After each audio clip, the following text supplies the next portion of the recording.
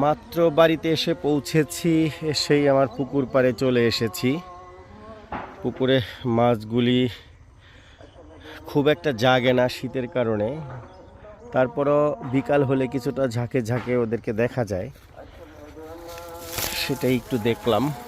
দেখেন কি পরিমাণে তক্তা হয়েছে, এতগুলি গাছ একসাথে হারানোটা যে কতটা টাফ।